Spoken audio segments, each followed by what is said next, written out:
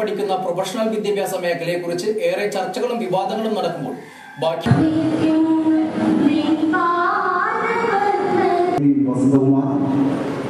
പഞ്ചായത്ത് അംഗം മറ്റ് സാമൂഹ്യ സന്നദ്ധ സംഘടനകളുടെ നേതാക്കന്മാരെ ഞാനൊരു പ്രസംഗത്തിന് ഒതുങ്ങുന്നില്ല. ആദ്യം മന്നനൂർ പഞ്ചായത്തിന്റെ വാർഷിക ഉപഹാരം സമർപ്പണവും മുഖ്യമന്ത്രി നൽകുന്നു.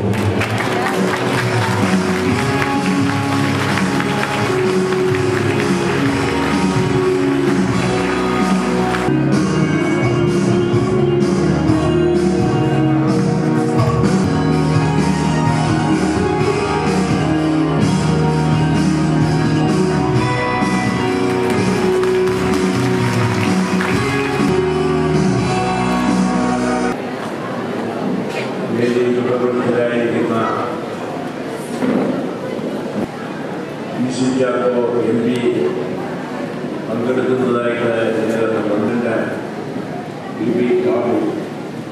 ശ്രീമതി കൂടുതൽ കാര്യക്ഷമമാക്കാൻ ജനങ്ങൾക്ക് കൂടുതൽ സൗകര്യങ്ങൾ ലഭിക്കാൻ ഈ പുതിയ സംവിധാനങ്ങൾ സഹായകമാകുമെന്ന് പ്രതീക്ഷിക്കുന്നു.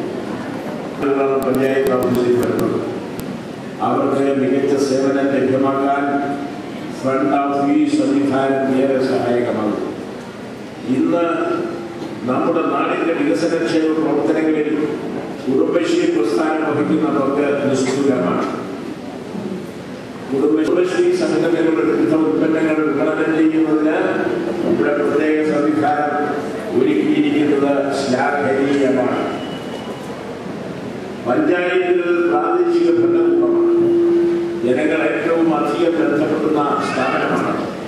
വിവിധ ആനുകൂല്യങ്ങൾ പഞ്ചായത്തിലുള്ള കാര്യങ്ങൾക്ക് കേന്ദ്രമായി പ്രവർത്തിക്കേണ്ടത് പഞ്ചായത്താണ്. ശരിയായും ഭാവനാപൂർവമായി പ്രയോജനപ്പെടുത്തി നിരോപകാരപ്രദമായ നടപടികൾ സ്വീകരിക്കാനും ക്ഷേമ വികസന പ്രവർത്തനങ്ങൾ ത്വരിതപ്പെടുത്താനും പഞ്ചായത്തിന് കഴിയണം. ഇടതുപക്ഷ ജനാധിപത്യത്തിന്റെ ഗവൺമെന്റ് സുപ്രധാനമായ 2 പദ്ധതികൾക്ക് തുടങ്ങിക്കൊണ്ടിരിക്കുകയാണ്. കേരളത്തിന്റെ വികസനക്ഷേമ രംഗത്ത് ഒരു കുതിർച്ചയാട്ടം തന്നെ ഉണ്ടാക്കുന്ന അതിബൃഹത്തായ ആ 2 പദ്ധതി നടപ്പിലാക്കുന്നതിൽ പഞ്ചായത്തുകളാണ് നേതൃത്വപരമായ പങ്കുവഹിക്കുന്നത്.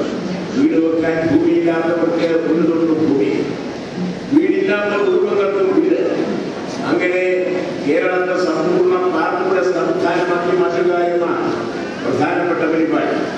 അതിനായി EMS ഭവന പദ്ധതി നടപ്പിലാക്കിയിരിക്കുകയാണ്.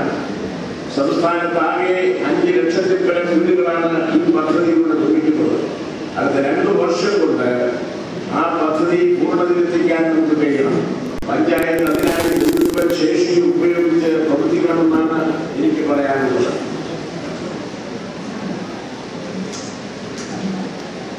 അതുപോലെ തന്നെ ML ലക്ഷം വീട് പദ്ധതി, നവീകരണ പദ്ധതി വിജയിപ്പിക്കുന്നതിന് പഞ്ചായത്ത് നേതൃത്വം നൽകണം. കാർഷികോത്പാദനം മെച്ചപ്പെടുത്തി ഭക്ഷ്യസുരക്ഷിതത്വത്തിലേക്ക് സംസ്ഥാനത്ത് നയിക്കുക എന്ന ലക്ഷ്യത്തോടെ വിപുലമായ ഒരു കർമ്മ പദ്ധതി നടപ്പിലാക്കി വരികയാണ്.